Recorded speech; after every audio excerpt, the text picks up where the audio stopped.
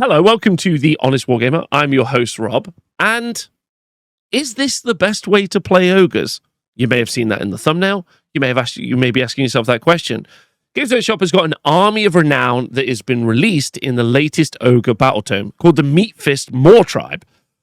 And is this a great way to play new ogres? The ogre book, or the ogre battle tome, allows you to have the battle traits and many different diverse units to make a list of your own creation. You can make it quite complicated. You can have many beast claw units. You can add some more seekers in. You could add some all sorts of different bits into the roster and maybe make the perfect kind of combined arms army.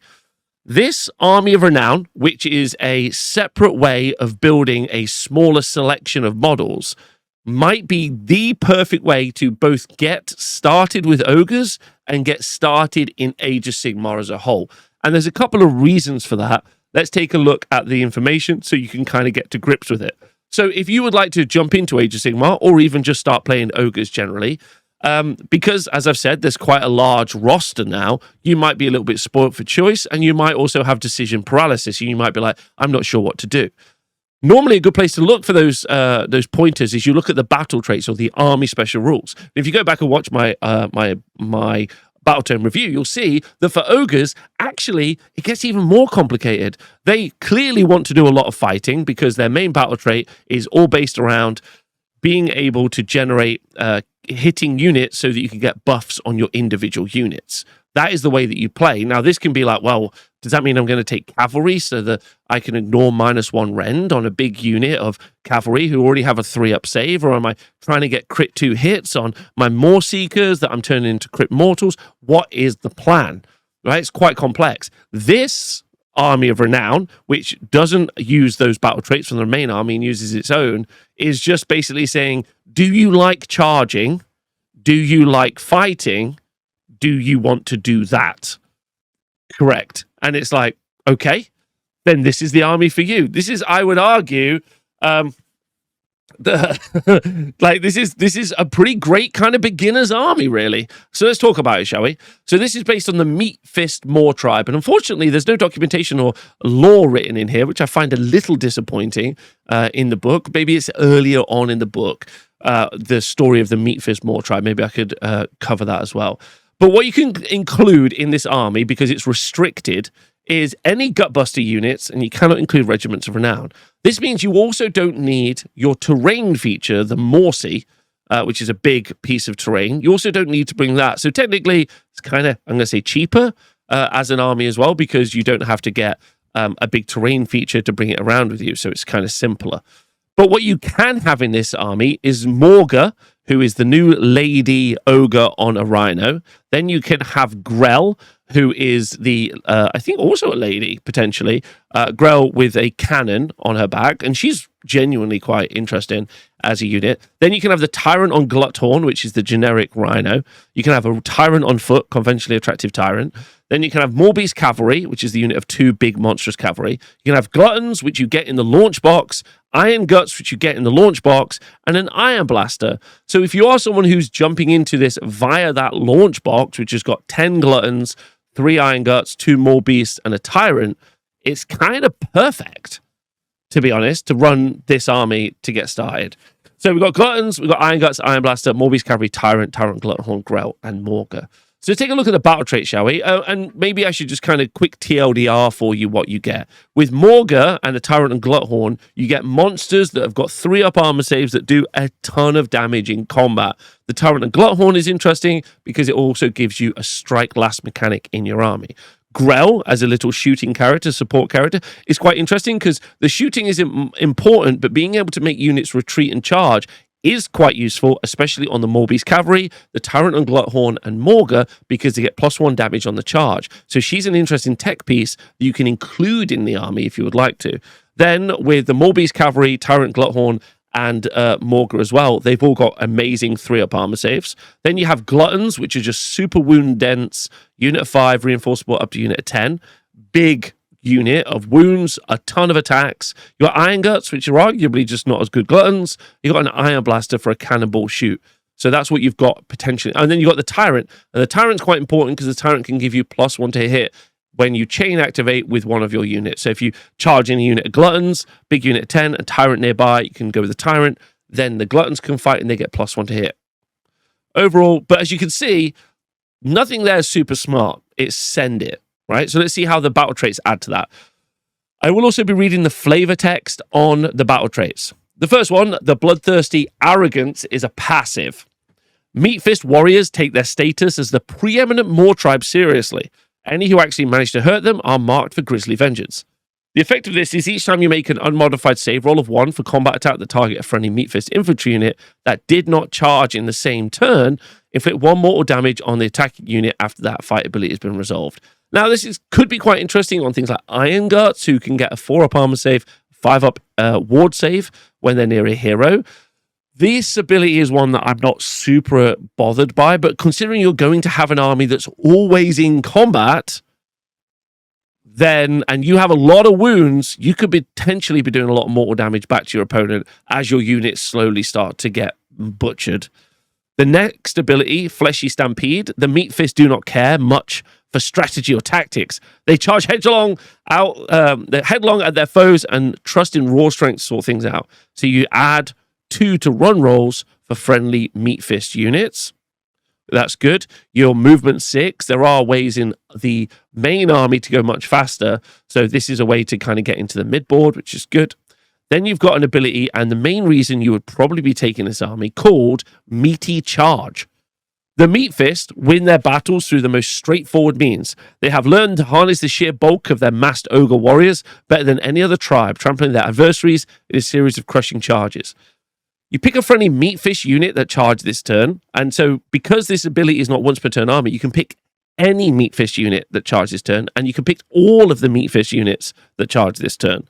And then pick a visible enemy unit within 1 inch of it that has not been picked to be the target of this ability, this phase to be the target. So you are going to need to have, let's say you've got 3 Meatfist units that charged, you are going to need to pick 3 different enemy targets, so you can't have all 3 pick 1 target, but you can have 3 pick 3 targets.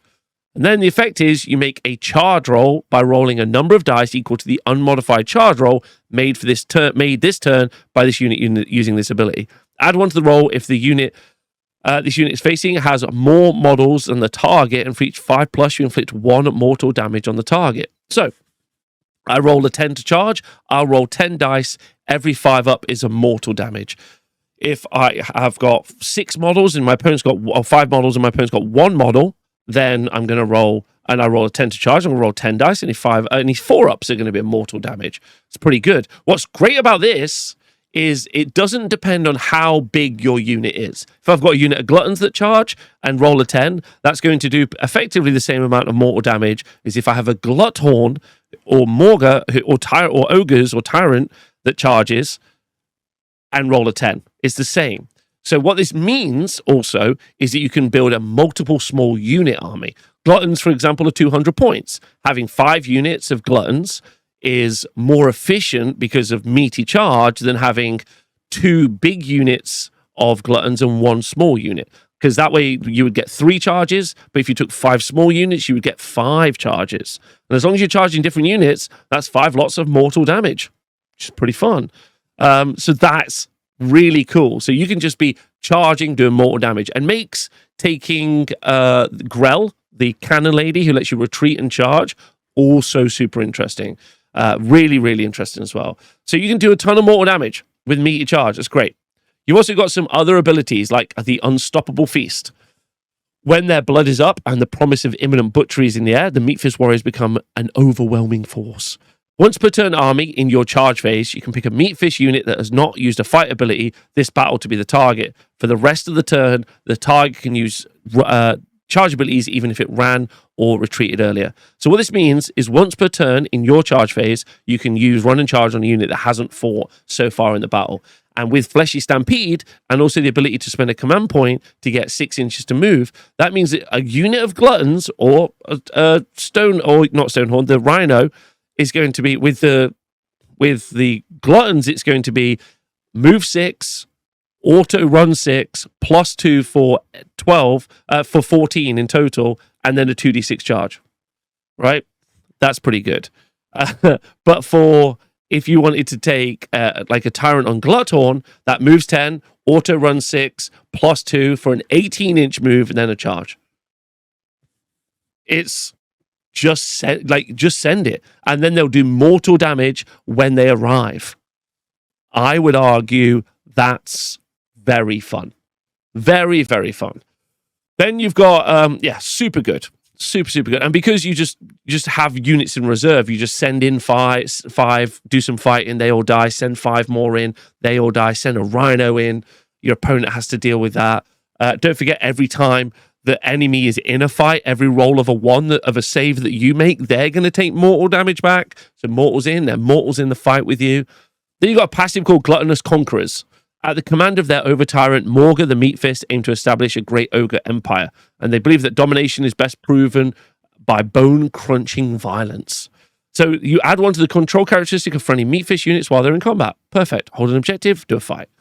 Not lastly, then you've got Greedy Chompers. A Meatfist ogre won't miss an opportunity to take a bite from warm flesh. Once per turn army, the end of your turn, you can pick up to 3 friendly Meatfish units that are in combat with the targets. Roll D3 for each target on a 2+, heal X, where X is equal to the roll.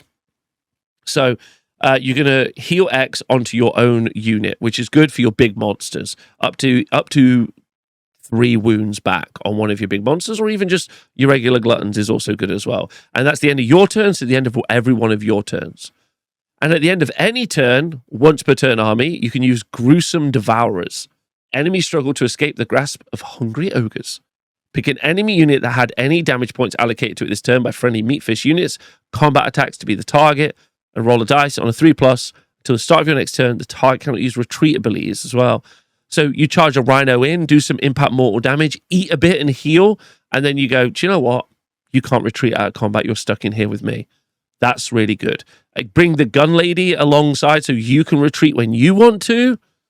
Some crazy stuff. So there's some great battle traits. It's simple, it's effective, it's always be charging, always be chewing, always be eating, always be fighting.